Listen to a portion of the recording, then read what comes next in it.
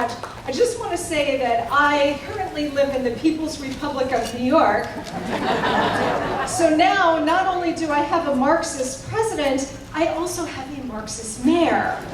So my life is going great right now. So I will take any opportunity to get out of the People's Republic of New York and come to what I call the real America, the great vast state of Wisconsin.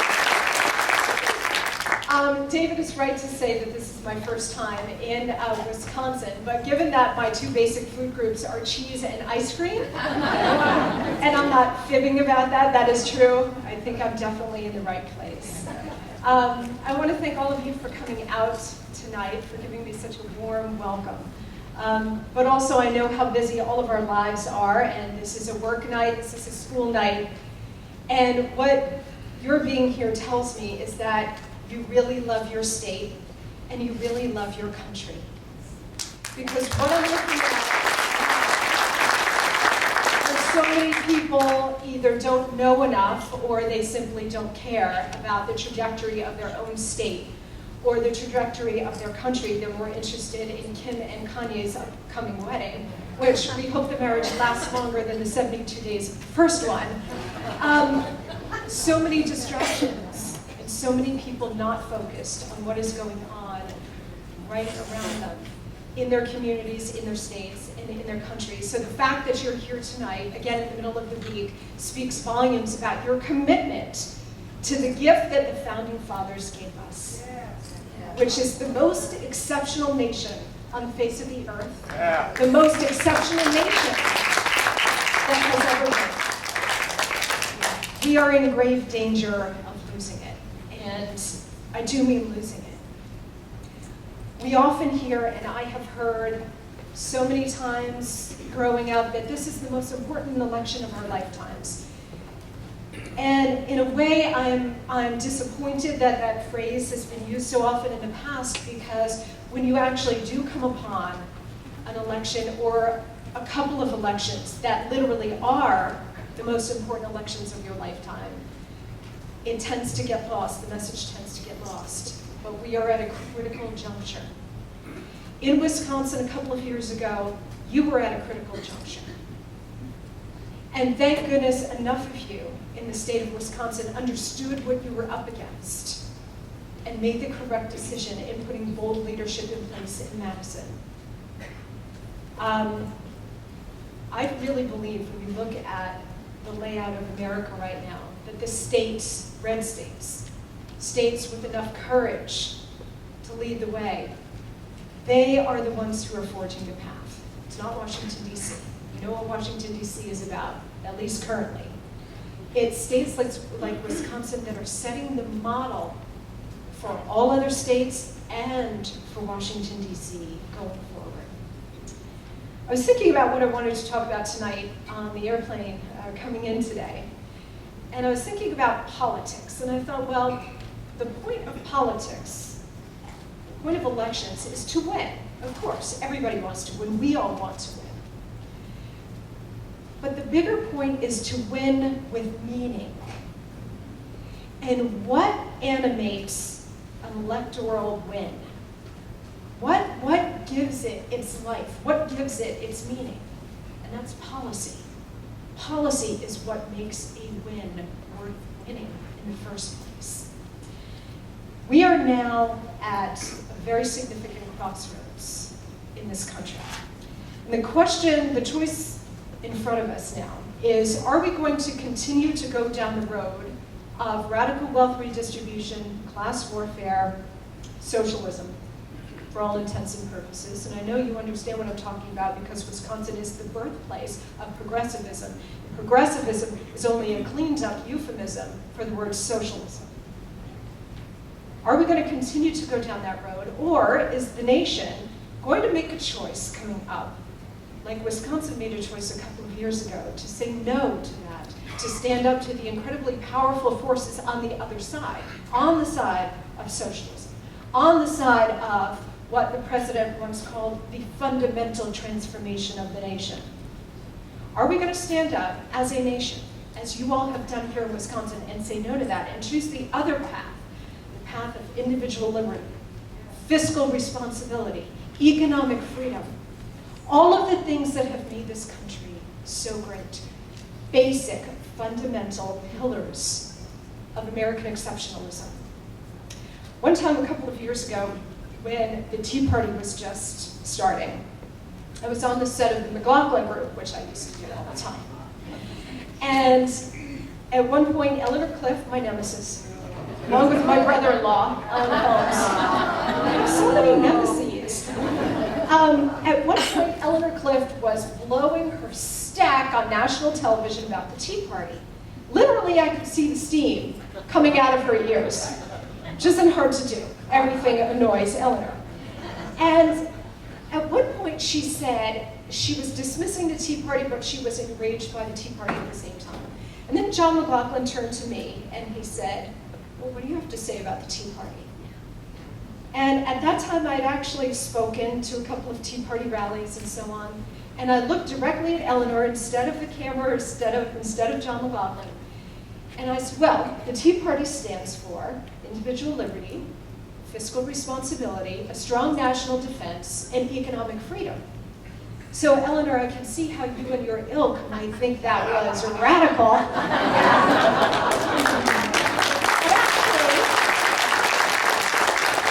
Actually, those are the things that the Founding Fathers believed in, and they're the central principles, central organizing principles of America. And she didn't have much to say after that. So that is the choice. Are we going to choose to continue to go down the path of statism, or are we going to choose to do a 180 and go in the direction that you have chosen in Wisconsin, which is freedom? Are we going to choose American strength, or are we going to choose American weakness? We know what happens when America is either weak in real terms or perceived as weak. Internally and externally, we know what happens. We've seen this lesson throughout history. The wheels come off the world, the bad guys advance, the good guys retreat. Whether it's here internally or abroad, we've seen this movie before, and we are well down that path already.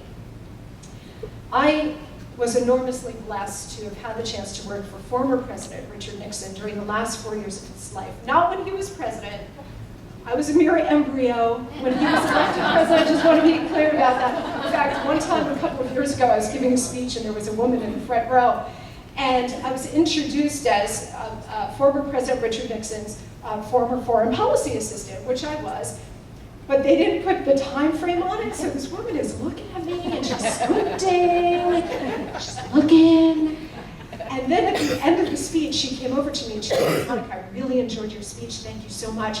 And she said, so you worked for President Nixon, did you? And I said, yes, I did. And she said, I have to ask you a question. I said, anything. She leaned into my ear and she said, girl, who is your plastic surgeon? I said, no, you misunderstand. I was not even born when he was elected. And I was so blessed because I was able to work with him during the last 4 years of his life. Every day I had hours of conversation with him. And one of the many things that I learned from him, he said that a great leader needs to have 3 things: head, heart, and guts, as Nixon said, meaning intelligence, empathy, and courage. A great leader also needs character, integrity, and honesty. Now, when you look at the landscape of American politics, thank goodness you guys, for the most part, have extraordinary leadership here in Wisconsin. You look at Washington, D.C., you don't see a lot of that. There are some exceptions, but you don't see a lot of that. But it's not just our elected leaders that need to have these things to make a difference. It's the real leaders of America. It's everybody in this room. And I was so fortunate before I came into this room to meet a couple of you, and you're just extraordinary people. You love your state, you love your country. And that's why you're here. You all have head, heart, and guts. You have character, integrity, honesty. We are the ones who are going to change the state, and already have. We are the ones who are going to change America. One of the big things that I love to talk about, and I don't want to go over all of the details of the budgetary and collective bargaining reforms that you all have done in Wisconsin because you saw the videos and you know the story of your own state. But one of the things that really jumps out at me when I look at the Wisconsin model is that you, all of you, have made the moral case for the free market. Think about that for a second. The other side incessantly is making a moral, and we all know it's immoral, but they are constantly making the moral case for redistributionism, for class warfare, for socialism, socialized medicine. Oh, we have to help so-and-so, we have to help this group, we need universal health care. We all know that it's a crock of you know what. But they are very successful in turning it into a moral case. What we don't do enough of is make the moral case for capitalism, the moral case for the free market. Because that system of economics, economic freedom, is the single greatest moral economic system on the face of the earth.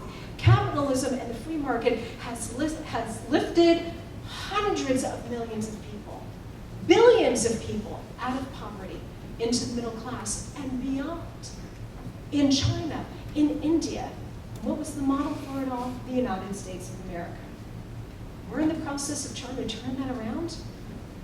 I published a book 2 years ago called What the Bleep Just Happened, which I'm proud to say was a New York Times bestseller.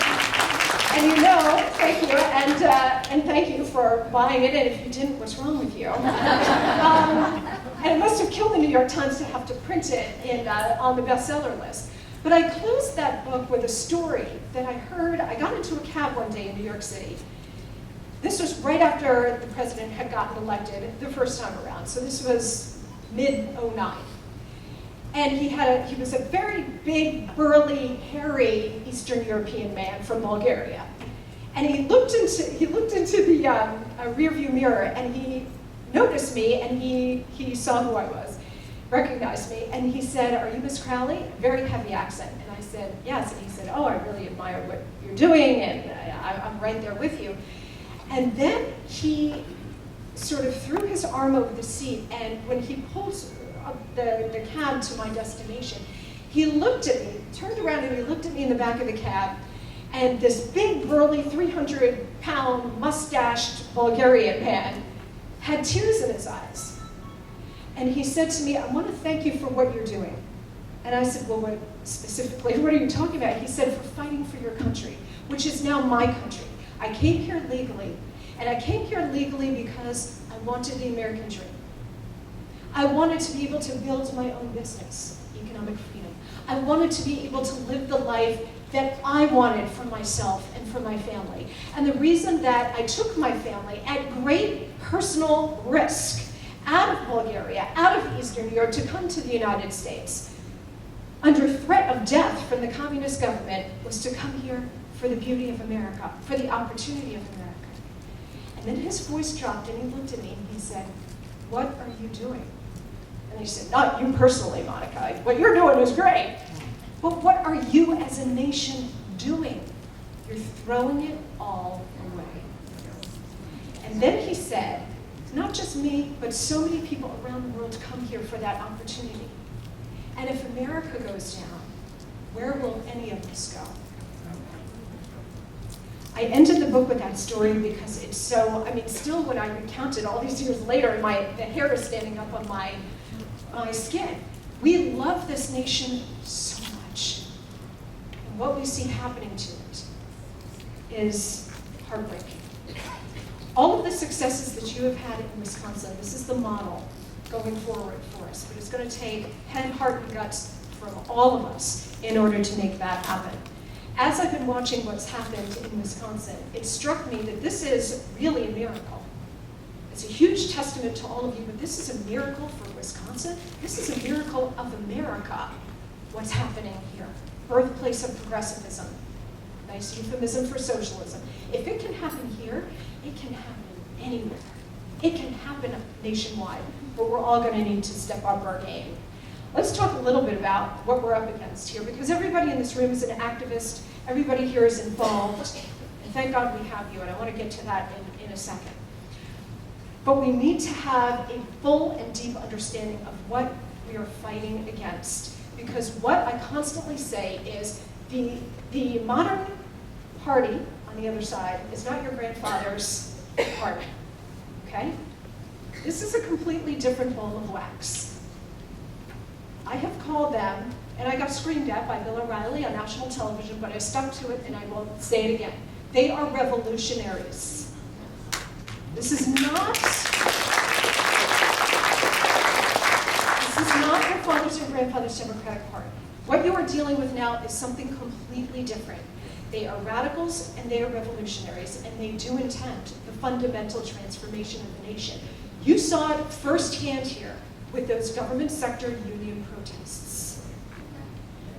Understand that the leftists are at war with America. And I do mean war. They are at war with the Constitution. They are at war with our economic values, free market economics. They are at war with our basic traditional values. Every day they are fighting this war, and they never rest, ever. 24 hours a day, 7 days a week, they all sleep with toothpicks, keeping their eyes open, because they are single-minded on the transformation of state by state and of course, of the nation. Their objective is threefold, and it's the left's grand project, which they have had going for many decades. Number one, grow government as fast and as widespread as possible. Number two, the objective of that is to lock as many people into government dependency as possible. And the ultimate objective of those two things is to create a permanent Democrat voting majority. Now, they are well on their way to doing it. And that's why any challenge to them and their grand project, they will stand up and literally scream bloody murder. That's what you saw in Madison a couple of years ago. Any threat to them, they know they have to destroy. That's why you see it on a national scale with the IRS targeting of conservatives and the Tea Party. Why? Because the left has been doing this for decades, grassroots mobilization. They saw conservatives start to do it. It had to be destroyed before it could get any traction. Fortunately, for those of us in this room, grassroots activists, we know better, and we're not knocked down that easily. Here in Wisconsin, what the left has going here and in every state is a turnkey operation, meaning the second they get challenged, budgetary reforms, collective bargaining reforms, government sector unions threatened, all they have to do is blow that dog whistle and they all come out. They have to destroy what we are trying to do, and they will use whatever means necessary. You see this, the national level with the IRS, the Department of Injustice, as I call it, going after reporters, going after, they will use whatever means necessary. And because there is a corrupt media in Wisconsin and nationally, they get away with it. Just to digress for a second, my former boss, President Nixon, they were drawing up impeachment articles against him. Guess who was sitting on the Senate impeachment committee? Hillary Clinton. Who, by the way, was fired from that committee for being unethical. Not too many people know that. The second article of impeachment against President Nixon was that he merely suggested using the IRS against one political enemy. Didn't go through with it, never happened. Enough for an article of impeachment. Now you see what is going on. And again, this is the left's systematic oppression and destruction of what we are all trying to do. They will never let anything get in the way of their fundamental transformation of Wisconsin and of the nation. Ever. They are all ideology all the time. We all have lives, we have families, we have work, we have businesses that we're trying to grow and protect. They are all ideology all the time. You need to understand that as we go forward here. Remember that when I say revolutionaries, this is all an ideology of control. When you deal with the modern left and fight for the principles that we are fighting for, you think, well, of course, normal Americans would see what we're arguing for. Normal Americans would see the common sense of what Wisconsin has done. You see the basic common sense economics. You give an American citizen more of their own money back, they'll spend it, they'll build a business, they'll save it, they'll grow the economy. It's basic common sense. When you try to deal with the leftists, they don't care about that. They don't care about the facts, they don't care about history. They don't care about, somebody here was reminding me about when I was on the McLaughlin group, he had sent me an email. Larry, I think, where are you? About Harding and Kennedy and Reagan and George W. Bush. How did they get, all of those presidents, how did they get the nation out of recession or stalled economy? They cut taxes, all of them. Harding, JFK, Ronald Reagan, George W. Bush. And every time it leads to economic growth and job creation. Every time. The left doesn't even care about any of that. They don't, so when you're talking to them, it's on two separate parallels. We need to understand this as we go into our communities. Talked about the things that David and Nick were telling us to do. When you go forward, talking to the black sheep in your family, and we all have them, talking to your neighbors, going into your community, you have to understand what you're dealing with so that we can better couch our message, make it a moral case for the free market. The other thing that the left does very well, and again, you saw it firsthand here in Wisconsin, they need to divide in order to conquer. Out of many, one, e pluribus unum, the American motto. They believe in throwing that into reverse. Because the only way, because they have no facts or history on their side, the only way they can get what they want is to divide all of us and have us fighting amongst ourselves. When we are fractured, we are weakened as a country. They know that better than anybody. That is page 1 in the Alinsky playbook. That's what they did here in Wisconsin.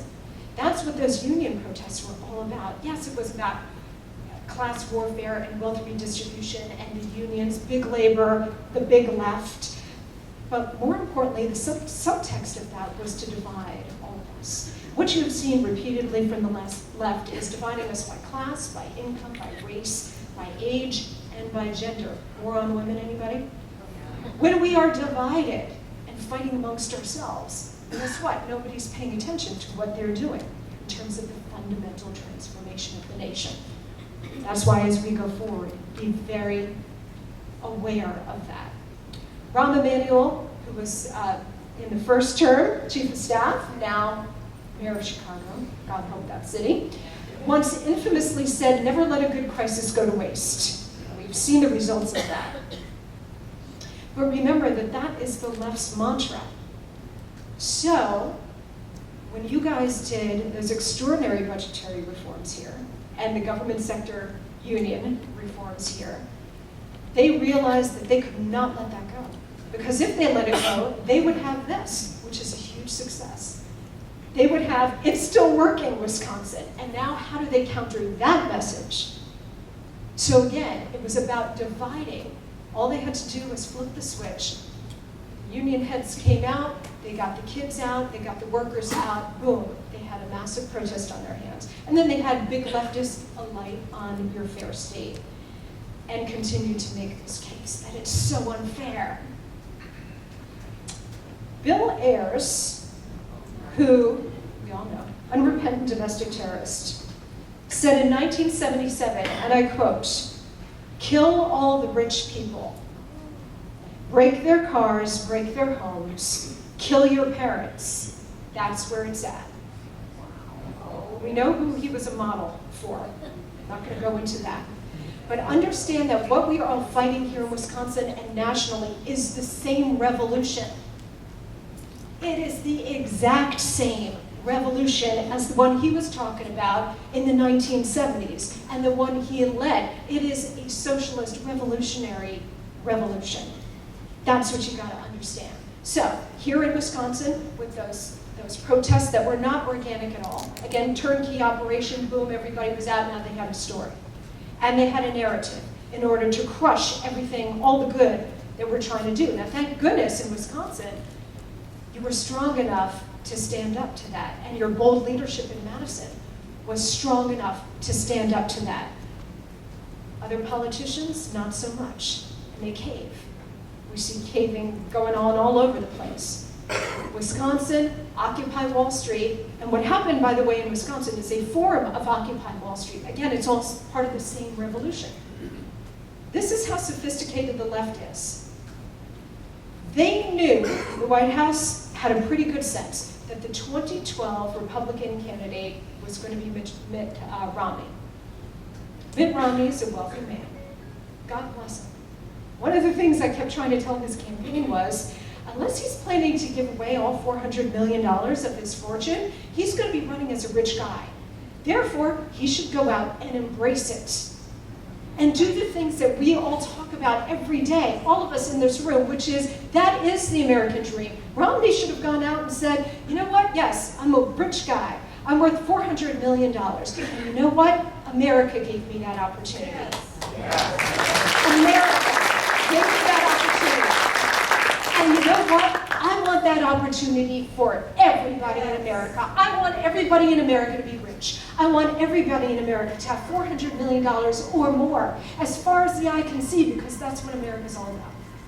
Now, he didn't do that, and he gave the left a real opening by not defending America, not defending what got him there, not making the, let's say it all together, moral case for the free market.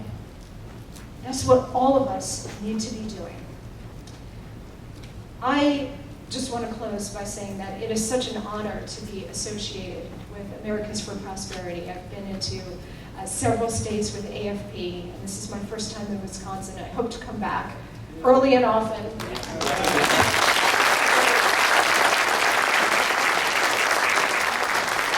I so believe in what AFP is doing. I so believe in what you are doing.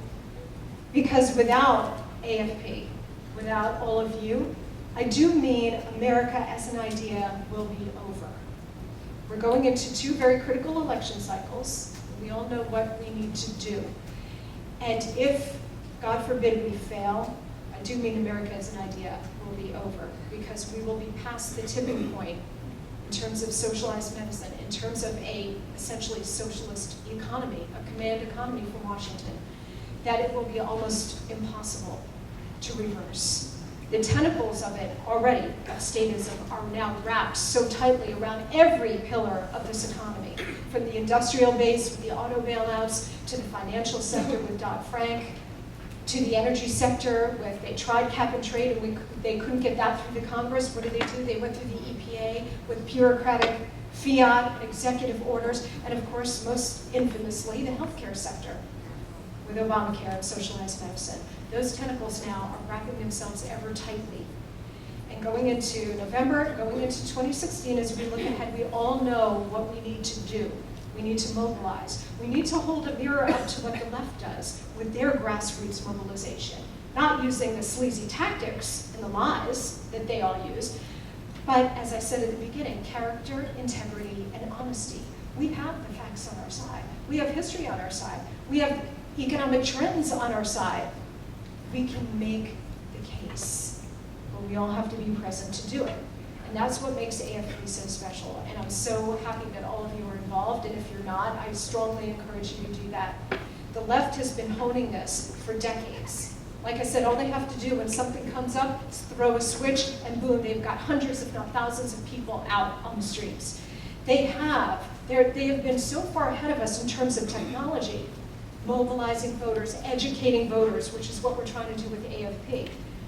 I remember in 2008, the Obama campaign was using social media before anybody, to the point where, this is how sophisticated they were, to the point where they had followers on Twitter, and they were directly targeting their followers at like Jay-Z concerts, sending specific tweets to those people. And John McCain, God love him, but he was still campaigning with smoke signals, okay?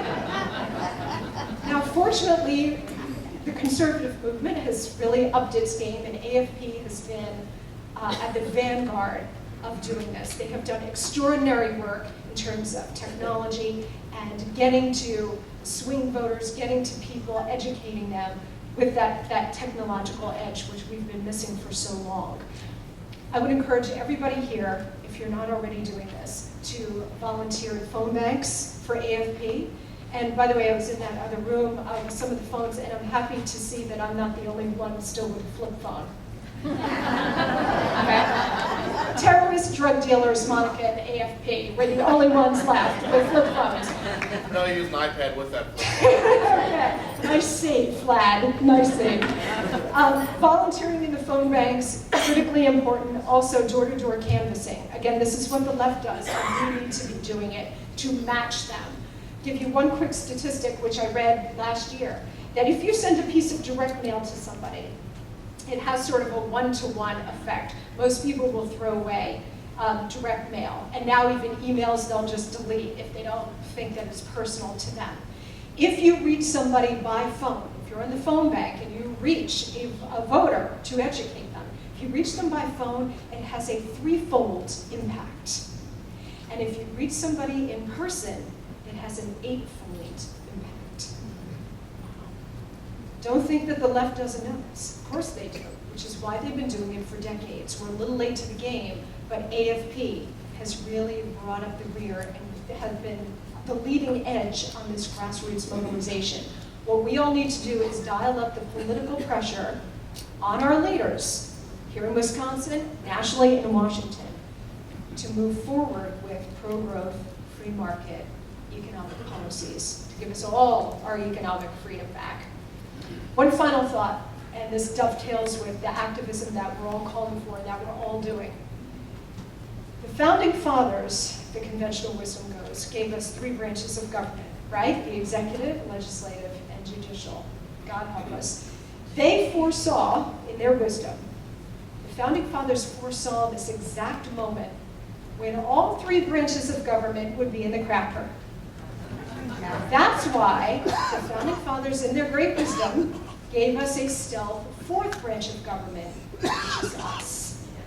They vested in the American people the ultimate power. That's why they gave us elections, and that's why they gave us a republic. Power is with us. Sometimes we lose sight of that, but you should never lose sight of it. Remember, the left never loses sight of it, and neither must we. Four branches of government. We owe it to every generation of Americans that came before us and that will come after us to fight this fight. And we might not be storming the beaches of Normandy and Iwo Jima, but our battle is just as historic.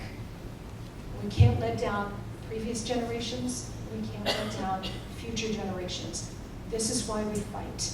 We fight every day, and we must never falter and never fail, because this great gift that the founding fathers gifted to us is counting on it. Thank you so much. God bless you.